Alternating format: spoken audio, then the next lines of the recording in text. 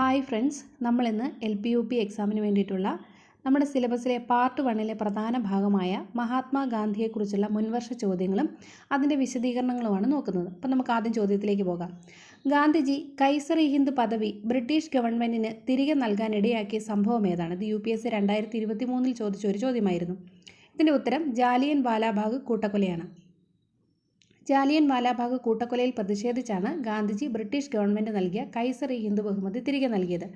ഇതുമായിട്ട് ബന്ധപ്പെട്ട PSC മുന്നേ ചോദിച്ചിട്ടുള്ളതുമായിട്ട് ബന്ധപ്പെട്ട വർഷമാണ്. ജാലിയൻ വാലാബാഗ് കൂട്ടക്കൊല നടന്നത് 1919 ഏപ്രിൽ 13 വളരെ പ്രധാനപ്പെട്ടതാണ്. ജാലിയൻ വാലാബാഗ് കൂട്ടക്കൊല നടന്നത് 1919 ഏപ്രിൽ 13 ഇത് നടന്ന സ്ഥലം എന്ന് പറയുന്നത് പഞ്ചാബ് സ്റ്റേറ്റിലെ അമൃത്സറിലാണ്. 1919 ഏപ്രിൽ 13 പഞ്ചാബിലെ അമൃത്സറിൽ വെച്ചിട്ടാണ് ജാലിയൻ വാലാബാഗ് കൂട്ടക്കൊല നടന്നത്.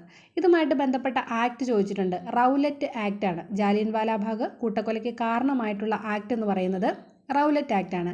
അപ്പോൾ ഈ പഞ്ചാബിൽ റൗലറ്റ് വിരുദ്ധ സമരങ്ങൾക്ക് നേതൃത്വം കൊടുത്ത രണ്ട് പ്രധാനപ്പെട്ട വ്യക്തികളാണ് ഡോക്ടർ സത്യപാലും ഡോക്ടർ സൈഫുദ്ദീൻ കിച്ചിലുവും. അപ്പോൾ റൗലറ്റ് വിരുദ്ധ സമരങ്ങൾക്ക് നേതൃത്വം കൊടുത്ത വ്യക്തികളാണ് ഡോക്ടർ സത്യപാല് അതുപോലെ ഡോക്ടർ സൈഫുദ്ദീൻ കിച്ചിലു. അപ്പോൾ ഇവർ രണ്ടുപേരും അറസ്റ്റിലായതിനെ തുടർന്ന് പ്രതിഷേധിക്കുന്നതിന് വേണ്ടിയിട്ട് ജനങ്ങൾ ജാലിയൻ വാലാബാഗിൽ ഒത്തുകൂടിയതിനെതിരെയാണ് ഈ ഒരു പ്രക്ഷോഭം ഉണ്ടായത്. അപ്പോൾ ഔദ്യോഗിക കണക്കനുസരിച്ച് 379 പേര് കൊല്ലപ്പെട്ടു എന്നാണ് ബ്രിട്ടീഷ് കണക്കുകൾ പറയുന്നത്. അപ്പോൾ ഈ ഒരു ജാലിയൻ വാലാബാഗ് കൂട്ടക്കൊലയെക്കുറിച്ച് അന്വേഷിക്കാൻ നിയോഗിച്ച കമ്മീഷൻ ഏതാണെന്ന് PSC ചോദിച്ചിട്ടുണ്ട്. അത് ഹണ്ടർ കമ്മീഷനാണ്. ജാലിയൻ വാലാബാഗ് കൂട്ടക്കൊലയെക്കുറിച്ച് അന്വേഷിക്കാൻ നിയോഗിക്കപ്പെട്ട കമ്മീഷനാണ് ഹണ്ടർ കമ്മീഷൻ. ഈ ജാലിയൻ വാലാബാഗ് കൂട്ടക്കൊലയിൽ പ്രതിഷേധിച്ച് ഗാന്ധിജിയെ പോലെ തന്നെ കൈസർ-ഇ-ഹിന്ദ് ബഹുമതി തിരികെ നൽകിയ വ്യക്തിയാണ് സരോജിനി നായിഡു. അപ്പോൾ ജാലിയൻ വാലാബാഗ് കൂട്ടക്കൊലയെ പ്രതിഷേധിച്ച് കൈസർ-ഇ-ഹിന്ദ് ബഹുമതി തിരികെ നൽകിയ രണ്ട് നേതാക്കളാണുള്ളത്. ഒന്ന് ഗാന്ധിജി, അതുപോലെ സരോജിനി നായിഡു. അതുപോലെ ജാലിയൻ വാലാബാഗ് കൂട്ടക്കൊലയിൽ പ്രതിഷേധിച്ച് സർ പദവി തിരികെ നൽകിയ ദേശീയ നേതാവാണ് നമ്മുടെ രവീന്ദ്രനാഥ ടാഗോർ. അദ്ദേഹത്തിന് ബ്രിട്ടീഷ് ഗവൺമെൻറ് നൽകിയ സർ പദവി അദ്ദേഹം ഉപേക്ഷിച്ചത് ജാലിയൻ വാലാബാഗുമായി ബന്ധപ്പെട്ടാണ്. അതുപോലെ ജാലിയൻ വാലാബാഗ് കൂട്ടക്കൊലയിൽ പ്രതിഷേധിച്ച് വൈസ്രോയുടെ എക്സിക്യൂട്ടീവ് കൗൺസിലിൽ നിന്ന് രാജിവെച്ച നേതാവാണ് ചേറ്റൂർ ശങ്കരൻ നായർ. അപ്പോൾ ജാലിയൻ വാലാബാഗ് കൂട്ടക്കൊലയിൽ പ്രതിഷേധിച്ച് വൈസ്രോയുടെ എക്സിക്യൂട്ടീവ് കൗൺസിലിൽ നിന്ന് രാജിവെച്ച നേതാവ് ചേറ്റൂർ ശങ്കരൻ നായരാണ്. ചേറ്റൂർ ശങ്കരൻ നായരെക്കുറിച്ചും PSC ചോദിച്ചിട്ടുണ്ട്. INC പ്രസിഡൻ്റായ ഏക മലയാളി എന്ന് പറയുന്നത് ചേറ്റൂർ ശങ്കരൻ നായരാണ്. അമരാവതി സമ്മേളനമായിരുന്നു അദ്ദേഹം പ്രസിഡൻ്റായിരുന്നത്. ഇനി അതുമായിട്ട് ബന്ധപ്പെട്ട് ഏറ്റവും പ്രധാനമായിട്ട് നമ്മൾ ഓർത്തിരിക്കേണ്ട ഒരു കാര്യം എന്ന് പറയുന്നത് സ്വാതന്ത്ര്യ സമരവുമായി ബന്ധപ്പെട്ട ഏത് സംഭവത്തിലാണ് 2019 ബ്രിട്ടൻ ഖേദം പ്രകടിപ്പിച്ചതെന്ന് ചോദിച്ചിട്ടുണ്ട്. അപ്പോൾ ജാലിയൻ വാലാബാഗ് കൂട്ടക്കൊലയിൽ സംഭവത്തെ തുടർന്നാണ് അതിനാണ് ബ്രിട്ടൻ 2019 ഖേദം പ്രകടിപ്പിച്ചത്. ഇനി നമ്മൾ അടുത്ത ചോദ്യത്തിലേക്ക് പോവുകയാണ്. ഇന്ത്യൻ സ്വാതന്ത്ര്യ സമരവുമായി ബന്ധപ്പെട്ട് 1917 നടന്നത് LPSC 2017 ചോദിച്ച ഒരു ചോദ്യമായിരുന്നു. ചമ്പാരൻ സത്യാഗ്രഹമാണ്. ചമ്പാരൻ സത്യാഗ്രഹം നടന്ന എപ്പോഴും റിപ്പീറ്റഡ് ആയിട്ട് PSC ചോദിക്കാറുള്ളതാണ്. 1917 ചമ്പാരൻ സത്യാഗ്രഹം നടന്നത്. ഈ ചമ്പാരൻ എവിടെയാണ് സ്ഥിതി ചെയ്യുന്നതെന്ന് PSC ഇതിനു മുമ്പ് ചോദിച്ചിട്ടുണ്ട്. ബീഹാർ സ്റ്റേറ്റിലാണ് ചമ്പാരൻ സ്ഥിതി ചെയ്യുന്നത്. അപ്പോൾ 1917 ചമ്പാരൻ സത്യാഗ്രഹം നടന്നത്. ചമ്പാരൻ സ്ഥിതി ചെയ്യുന്നത് ബീഹാറിലാണ്. അപ്പോൾ ഈ ചമ്പാരൻ സത്യാഗ്രഹം എന്ന് പറയുന്നത് നീലം തോട്ടത്തിൽ കൃഷി ചെയ്തിരുന്ന ബ്രിട്ടീഷുകാർ ചൂഷണം ചെയ്തിരുന്ന ഈ കർഷകരെ, അപ്പോൾ അതിനെതിരെ നടന്ന ഒരു സമരമാണ് ചമ്പാരൻ സത്യാഗ്രഹം. ഈ ചമ്പാരൻ സത്യാഗ്രഹം മൂലമാണ് ഗാന്ധിജി ഈ നമ്മുടെ രാഷ്ട്രീയത്തിലേക്ക്, ഇന്ത്യൻ രാഷ്ട്രീയത്തിലേക്ക് സജീവമാകുന്നത്. അപ്പോൾ ഗാന്ധിജി ഇന്ത്യൻ രാഷ്ട്രീയത്തിൽ സജീവമാകാൻ കാരണമായ സത്യാഗ്രഹം ഏതാണെന്ന് ചോദിച്ചിട്ടുണ്ട്. അത് ചമ്പാരൻ സത്യാഗ്രഹമാണ്. ഇനി PSC ചോദിച്ചിട്ടുള്ളൊരു പ്രധാനപ്പെട്ട ഫാക്റ്റാണ് ചമ്പാരൻ സത്യാഗ്രഹത്തിൻ്റെ പ്രാദേശിക നേതാവ് ആരാണെന്നുള്ളത്. രാജ്കുമാർ ശുക്ലയാണ്. ചമ്പാരൻ സത്യാഗ്രഹത്തിൻ്റെ പ്രാദേശിക നേതാവ് രാജ്കുമാർ ശുക്ലയാണ്. അപ്പോൾ അദ്ദേഹമാണ് ഗാന്ധിജി ഈ കാര്യങ്ങൾ ശ്രദ്ധയിൽപ്പെടുത്തുകയും ഗാന്ധിജി അവിടേക്ക് ക്ഷണിക്കുകയും ചെയ്തത്. അപ്പോൾ ചമ്പാരൻ സത്യാഗ്രഹത്തിൻ്റെ പ്രാദേശിക നേതാവ് രാജ്കുമാർ ശുക്ലയാണ്. അതുപോലെ തന്നെ ഈ നീലം കർഷകരുടെ ദുരിതവുമായിട്ട് ബന്ധപ്പെടുത്തി നീൽ ദർപ്പൺ എന്ന് പറയുന്ന നാടകം രചിച്ചത് ആരാണെന്നും ചോദിച്ചിട്ടുണ്ട്. അപ്പോൾ നീൽ ദർപ്പൺ എന്ന് പറയുന്നത് ഒരു നാടകമാണ്. നീലം കർഷകരുമായിട്ട് ബന്ധപ്പെട്ട് നടത്തിയ അതുമായിട്ട് ബന്ധപ്പെട്ടുള്ള ഒരു നാടകമായിരുന്നു നീൽ ദർപ്പൺ. ഇനി 2017 100ാം വാർഷികം ആഘോഷിച്ച ഗാന്ധിജിയുടെ സമരമായിരുന്നു ചമ്പാരൻ സത്യാഗ്രഹം. അപ്പോൾ 2017 ചമ്പാരൻ സത്യാഗ്രഹത്തിൻ്റെ 100ാമത് വാർഷികം ആഘോഷിച്ചത്. ഇനി അടുത്ത ചോദ്യത്തിലേക്ക് പോകാം. ഉപ്പ് സത്യാഗ്രഹം നടന്ന വർഷം. ഉപ്പ് സത്യാഗ്രഹം നടന്ന വർഷം PSC നമ്മുടെ LP-UP എക്സാമിന് ചോദിച്ചിട്ടുള്ളതാണ്. 1930 ഉപ്പ് സത്യാഗ്രഹം നടന്നത്. ഇത് 2012 ചോദിച്ചൊരു ചോദ്യമായിരുന്നു. അപ്പോൾ സിവിൽ നിയമലംഘന പ്രസ്ഥാനവുമായി ബന്ധപ്പെട്ട് നടന്നതാണ് ഉപ്പ് സത്യാഗ്രഹം. അപ്പോൾ 1930 ഉപ്പ് സത്യാഗ്രഹം നടന്നത്. അപ്പോൾ സിവിൽ നിയമലംഘന പ്രസ്ഥാനം ആരംഭിച്ച വർഷം ഓർത്തിരിക്കുക, 1929 ലാഹോർ INC സമ്മേളനത്തിലാണ് സിവിൽ നിയമലംഘന പ്രസ്ഥാനവുമായിട്ട് ബന്ധപ്പെട്ട് തീരുമാനമെടുത്തത്. അപ്പോൾ സിവിൽ നിയമലംഘന പ്രസ്ഥാനം വന്നത് 1929 ലാഹോർ സമ്മേളനമായിരുന്നു. ഈ ലാഹോർ സമ്മേളനവുമായിട്ട് ബന്ധപ്പെട്ടാണ് ഇങ്ങനെ ഒരു തീരുമാനമെടുത്തത്. ഈ ഉപ്പ് സത്യാഗ്രഹ സമരത്തിൽ ഗാന്ധിജിയോടൊപ്പം അനുഗമിച്ച വ്യക്തികളുടെ എണ്ണം എന്ന് പറയുന്നത് 78 പേരാണ്. അത് PSC ചോദിച്ചിട്ടുണ്ട്. ദണ്ഡിയാത്രയിൽ ഗാന്ധിജിയെ അനുഗമിച്ചവർ 78 പേരാണ്.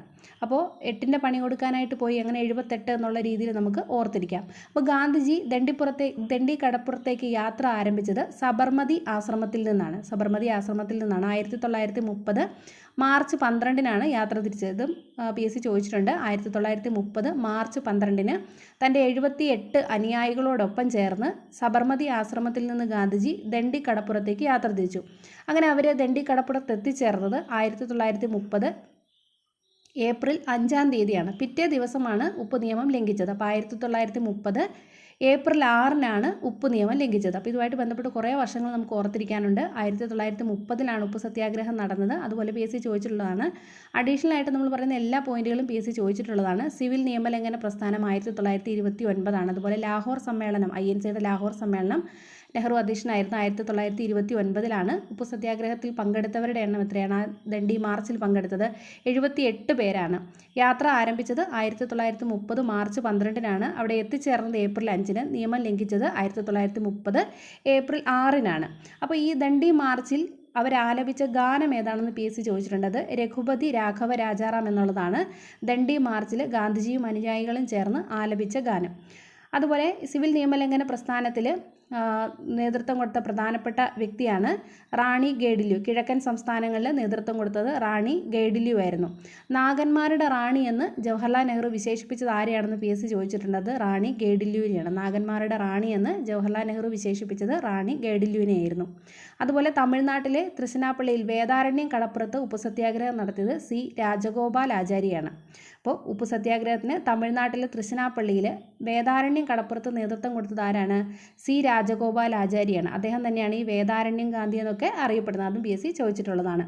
ഇനി കേരളത്തിലെ ഉപ്പ് സത്യാഗ്രഹ കേന്ദ്രങ്ങൾ എന്ന് പറയുന്നത് കണ്ണൂർ ജില്ലയിലെ പയ്യന്നൂരും കോഴിക്കോട് ജില്ലയിലെ ബേപ്പൂരുമാണ്. അപ്പോൾ പയ്യന്നൂർ ആണ് കേരളത്തിലെ ഉപ്പ് സത്യാഗ്രഹ കേന്ദ്രം. അപ്പോൾ ഉപ്പ് സത്യാഗ്രഹ സ്മാരകം സ്ഥിതി ചെയ്യുന്നത് ഉളിയത്ത് കടവാണ്. അതും PSC ചോദിച്ചിട്ടുണ്ട്. കേരളത്തിലെ ഉപ്പ് സത്യാഗ്രഹ സ്മാരകം സ്ഥിതി ചെയ്യുന്നത് എവിടെയാണെന്ന് ചോദിച്ചിട്ടുള്ളത് ഉളിയത്ത് കടവാണ്.